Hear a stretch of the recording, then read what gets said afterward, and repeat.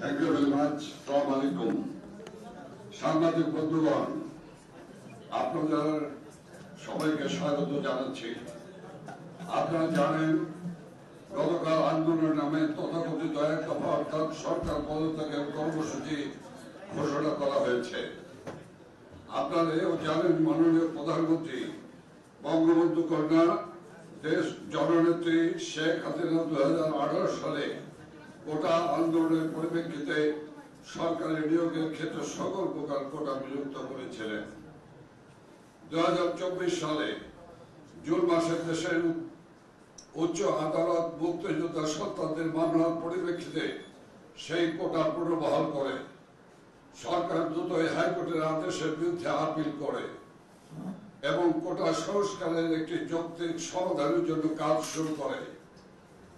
পরবর্তীতে সরকারের প্রধান আইন কর্মকর্তা অ্যাটর্নি জেনারেলের আপিলের পরিপ্রেক্ষিতে হাইকোর্টের আদেশ বাতিল হয় এবং বিষয়টি চূড়ান্ত শুনানির জন্য বাংলাদেশের সুপ্রিম কোর্টের কাছে যায়।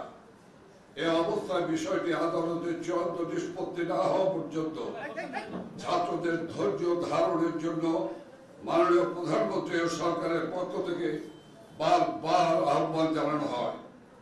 পরবর্তীতে সরকারের আপিলের পরিপ্রেক্ষিতে দেশের সর্বোচ্চ আদালত রায় প্রদান করে এবং রায় কোটা নিয়ে ছাত্র সমাজের যে দাবি ছিল তার চেয়েও বেশি পূরণ হয়, যেখানে 93% মেধার ভিত্তিতে নিয়োগের ব্যবস্থা রেখে প্রজ্ঞাপন করা হয়।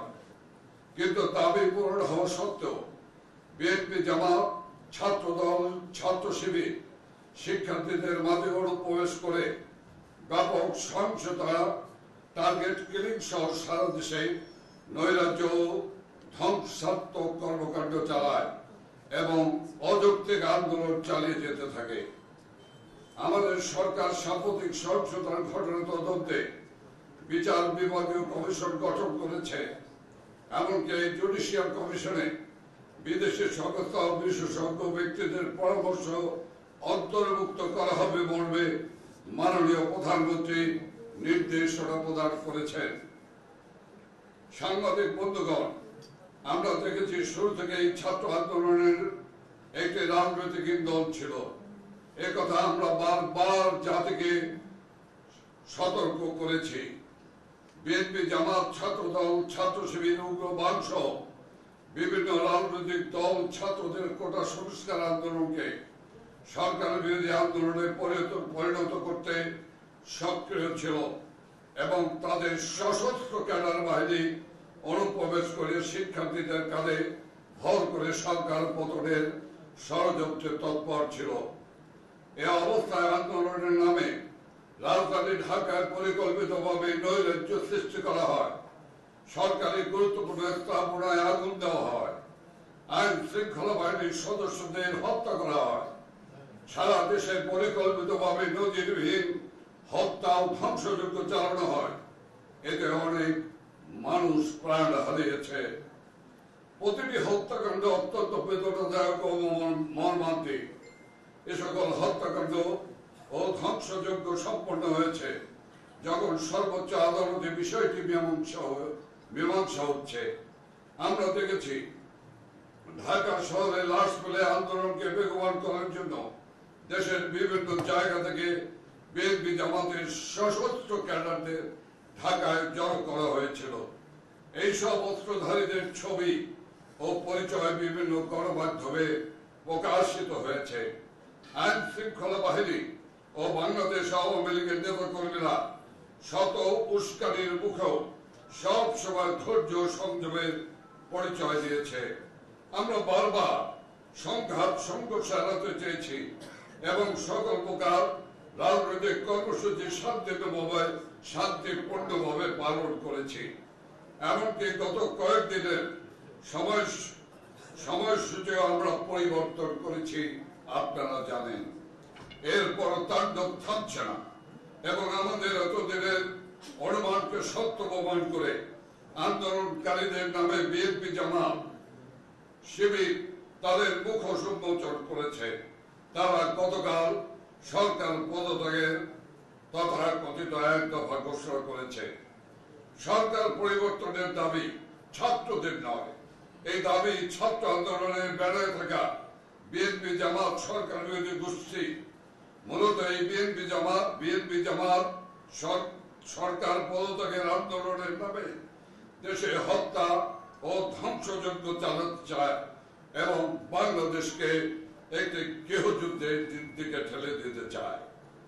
আমরা বাংলাদেশ আওয়ামী লীগের পক্ষ থেকে দেশবাসীকে সঙ্গে নিয়ে বিএনপি জামাতের সন্ত্রাসী গোষ্ঠীকে মোকাবেলা করব। বাংলাদেশ আওয়ামী লীগের সকল নেতা কর্মী সহ দেশপ্রেমিক ছাত্র জনতাকে আহ্বান জানাবো, এখন আর ঘরে বসে থাকার সময় নেই। যে যেখানে আছে ঐক্যবদ্ধভাবে দেশ বিরোধী অপশক্তি জামাত বিএনপিকে প্রতিরোধ করতে হবে। শান্তিপূর্ণ উপায় চূড়ান্ত লড়াইয়ের জন্য রাজপথে নেমে আসতে হবে। আমাদের শেষ রক্তবিন্দু থাকতে সন্ত্রাস ও নৈরাজ্য সৃষ্টিকারীদের আস্ফালন আমরা সহ্য করব না। বাংলাদেশের স্বাধীনতা, সার্বভৌমত্ব, গণতন্ত্র, সংবিধান ও জানমালের নিরাপত্তার জন্য আমাদেরকে মহান মুক্তিযুদ্ধের চেতনায় ঐক্যবদ্ধ হতে হবে।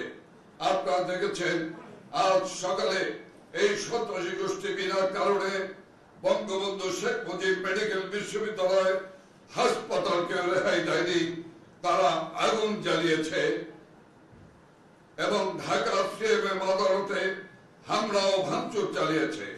হাসপাতালে মানবতা বিরোধী এই হামলা থেকে প্রমাণিত হয় এ কোনো শিক্ষার্থী নয়। আজকে যারা সংসদ করছে তারা শিক্ষার্থী নয়, এরা বিএনপি জামাত ছাত্রদল শিবির ও জঙ্গি গোষ্ঠীর সশস্ত্র ক্যাডার বাহিনী।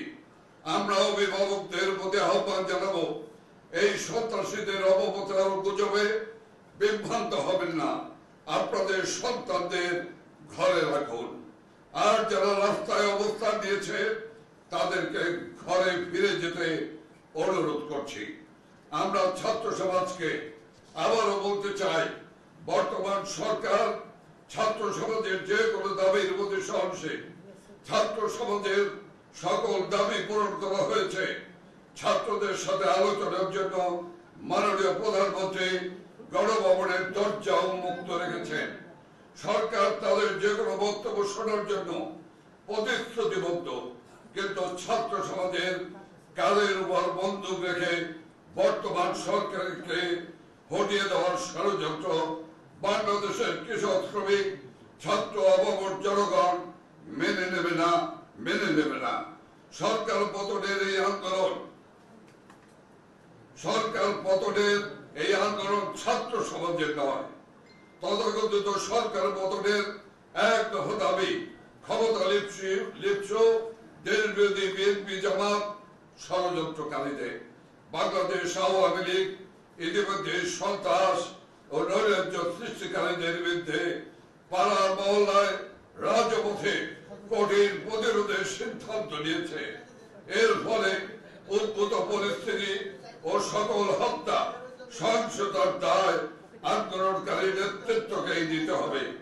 আন্দোলনের নামে বাংলাদেশের স্থিতিশীলতা বিনষ্ট করবেন না, রাষ্ট্রীয় সম্পদ ধ্বংস করবেন না। আমরা সংঘাত চাই না, শান্তি চাই। সকলকে দায়িত্বশীল আচরণ করতে হবে। সম্ভবত সম্মানিত সাংবাদিকগণ, আমরা শেষ কথাটুকু বলতে চাই, এই বিএনপি জামাত শিবির জঙ্গি গোষ্ঠীর উদ্দেশ্যে আমরা এই দেশ মাতৃকাকে ভালোবেসে ধৈর্যের শেষ সীমা পর্যন্ত আমরা পৌঁছে গিয়েছি। ধৈর্য সহনশীলতা মানে দুর্বলতা নয়। আমরা আপনার এই জঙ্গি গোষ্ঠীকে প্রতিরোধ করার জন্য আমরা দেশবাসীর কাছে উদাত্ত আহ্বান জানাচ্ছি। ধন্যবাদ। খোদা হাফেজ। জয় বাংলা, জয় বঙ্গবন্ধু।